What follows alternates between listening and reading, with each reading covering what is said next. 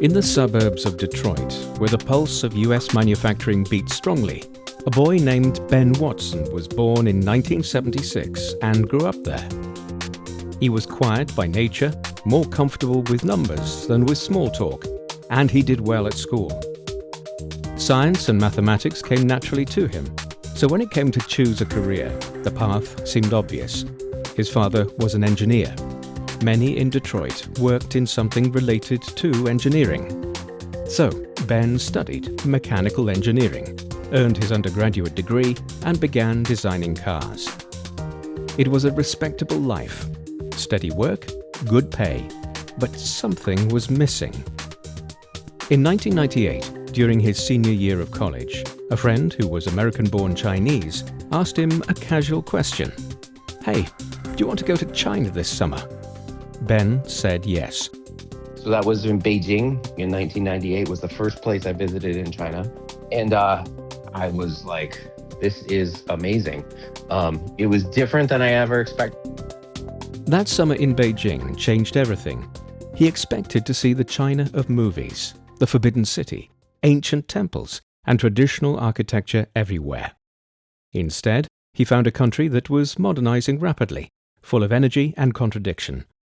But what struck him most was not the buildings or the traffic. It was the people. People were so friendly, the kids were so fun, and I thought, I don't know if I'm going to come back to China, but if I do, I want to be ready. So then I started studying some Chinese classes. In the evening, I found a night school when I was working. The next 2 summers, he took time off and went back to China, to be specific, the southwest city of Chengdu and the central metropolis of Wuhan. He taught local children in educational exchange programs that lasted 5 or 6 weeks each time. His love for China kept growing. And gradually, a realization began to take shape. He didn't want to spend his life designing cars for a company. He wanted to give his life to people, to help them. Teaching, which had started as a summer adventure, began to feel like a calling. I thought I was going to come being an engineer, because I was designing cars. I knew there was some stuff, but the more I thought about it, I was like, "Man, I really like teaching, and China wants me as a teacher. Awesome. I'll go and do that." In 2002, Ben Watson landed a permanent teaching post at the Northeast Forestry University in Harbin, a major city in northeastern China. Looking back, he describes it as luck, the good fortune of having arrived in a city he would come to love so deeply. But luck, of course, is never the whole story. He loved the campus, and he loved the students. In his very first year, he began teaching PhD students an oral English class, a course he would continue teaching for more than 2 decades, watching generations of doctoral students graduate. So, when you teach and you are at a place for a long time, that's great. Harbin presented challenges, but not the ones outsiders might assume. The biggest struggle for him was not adapting to a foreign country. It was adapting to big city life after growing up in a small town. Once he understood that, the transition became easier. Sometimes he missed food from home, but he learned to buy ingredients or cook the dishes himself. And besides, there was so much good Chinese food to explore. The climate, as it turned out, suited him perfectly. Harbin's cold winters reminded him of his hometown near Detroit. He loves walking around the city, admiring its unique history and architecture. To him, Harbin is his second hometown. The climate here is similar to my hometown. I could talk about Harbin for hours. I love Harbin. Harbin is my second hometown. I love walking around the city. I love the unique history and architecture.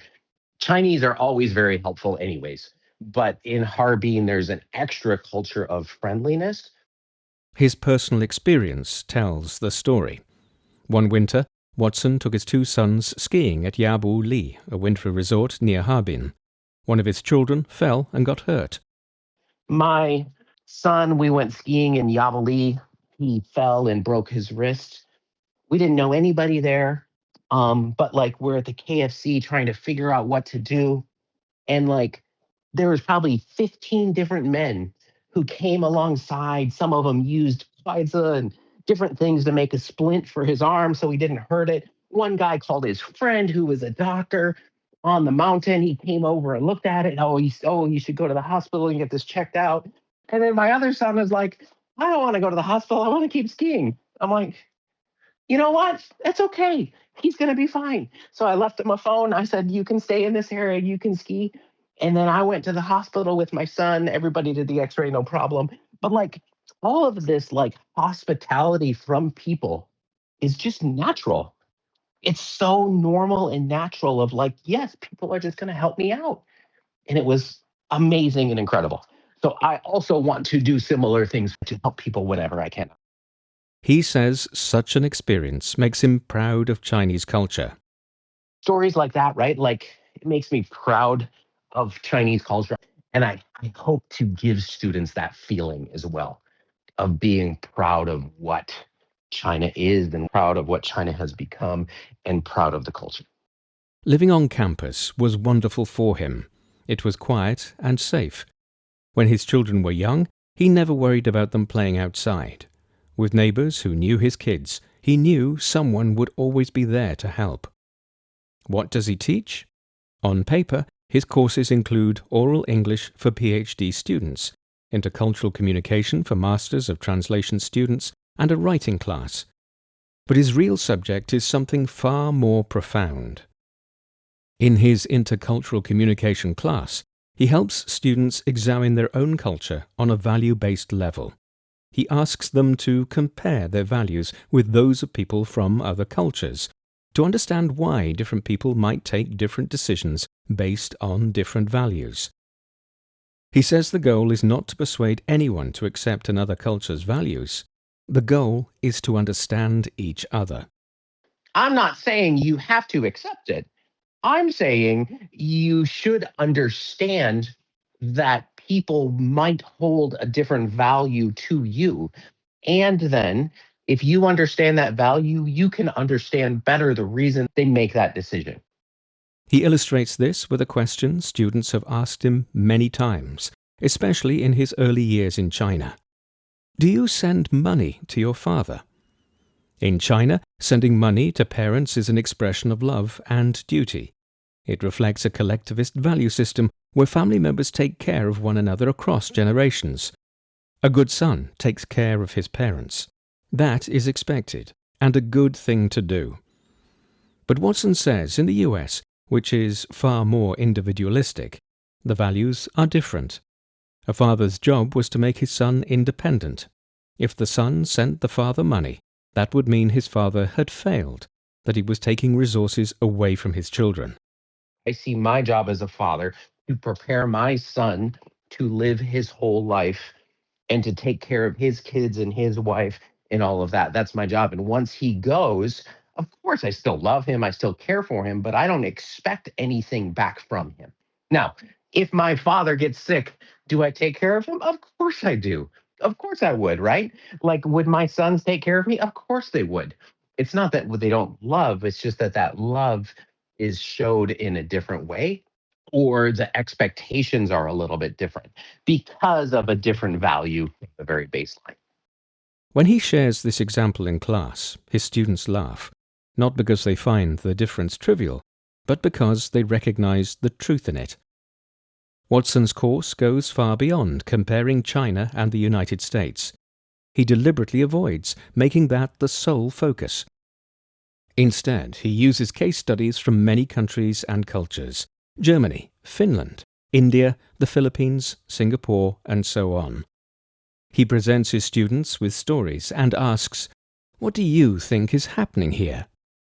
He says the goal is to prepare students for the multicultural world they will inhabit, whether they work internationally or simply encounter people from different backgrounds in their daily lives. If the students go and work in Germany, or if they go and work in Finland, or if they go and work in India, or the Philippines, or Singapore, they might be able to understand the actions that other people are taking and why they might conflict with their own expectations. They can trace it back to the values and then be able to have an easier time understanding. Because if you understand why someone made that decision, you can live much better. If you make an assumption, you just think like that person is terrible, that person is bad. But really, they're not bad or terrible. Their values are just different and they're acting according to those values. And so it helps with culture shock, it helps build relationships. And his insights, made in person-to-person relations, may hold some truth when it comes to relations between countries, especially in a time of geopolitical tensions in the world. I don't want to meet all people like me. I want to meet people different from me. The reason I live in China, right? We can be friends, right? Me and you can be friends. We might have different values on a very deep level, but that doesn't mean we can't be friends, right? Just because someone is different or has a different value doesn't mean you can't work with them, that you can't communicate with them, and we can't work together to make the world a better place. But Ben Watson's concern for his students goes far beyond intercultural communication skills. He worries about something deeper, their loneliness. What do I think about now? It's not research. I think about students. I think about their loneliness. I think about their inability to make friends, their inability to have fun. Students will regularly tell us, I'm lonely. I don't know how to make friends. How do you talk to people face to face? We don't know what to do to have fun. How do we have fun? The students, their whole lives have been study so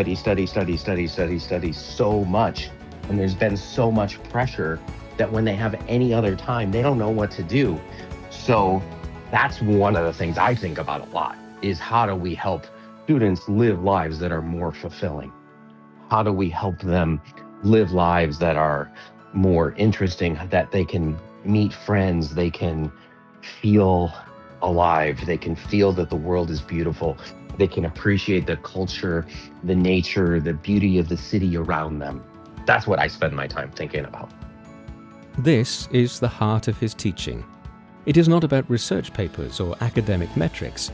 It is about students as whole human beings. In 2004, 2 years after arriving in Harbin, he got married. Their first child was born in 2007. Their second followed in 2010. Both his children were born in China. His elder son is now back in the United States, living with Ben's parents and preparing to go to college. The family maintains strong bonds across the Pacific. Ben and his wife visit his homeland every summer to see his parents and friends. His own parents are too old now to travel to China, so the summer visits have become precious. So we will go back once every summer, basically, to see them, to see some good friends and things like that, just to kind of keep those relationships. We miss them. When Ben Watson first came to China in 1998, it felt to him like going back in time. China was still developing rapidly, and many aspects of daily life were less convenient than in the United States. Now, more than 2 decades later, the experience for him has reversed. When he goes back to his homeland, it feels like going back in time. Going to America is going back in time. Stuff is slower. Like, it's just more inconvenient. It's more expensive. It's more difficult. And everything in China now is just like so modern and fast and easy. And it's great. As a food lover, he notices this difference most acutely in the food market. I used to only be able to buy blueberries for like 3 weeks. And it was usually like late June in Harbin, we could buy blueberries. I can buy blueberries now. They're so cheap and they're so good. May strawberries used to only be April, May. Now I can buy May in February and it goes all the way till like August.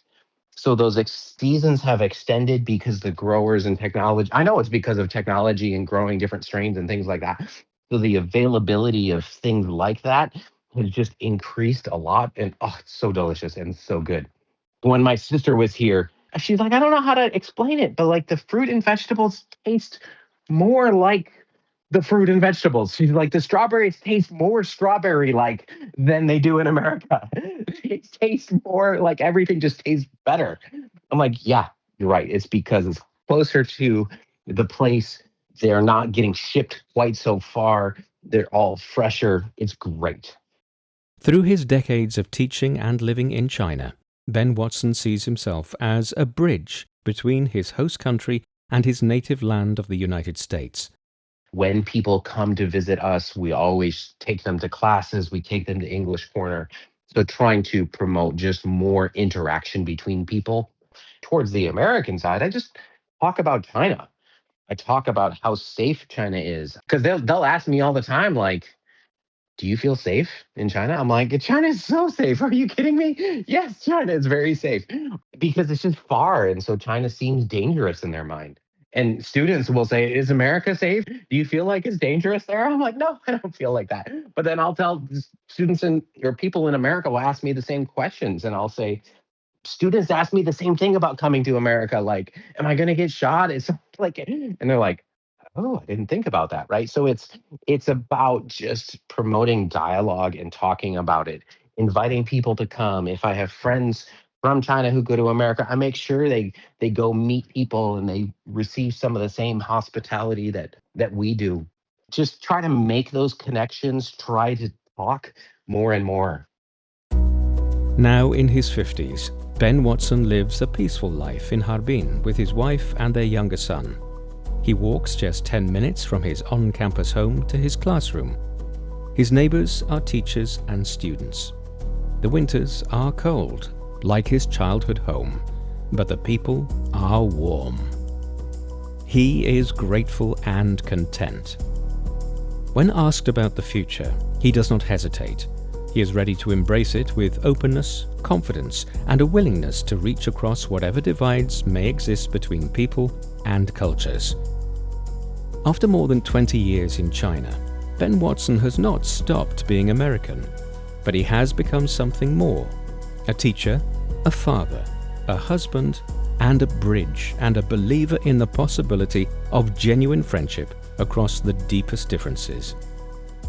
He teaches his students not just English or intercultural communication, but a way of seeing the world, a way that replaces assumptions with understanding, a way that sees difference not as a threat, but as an invitation.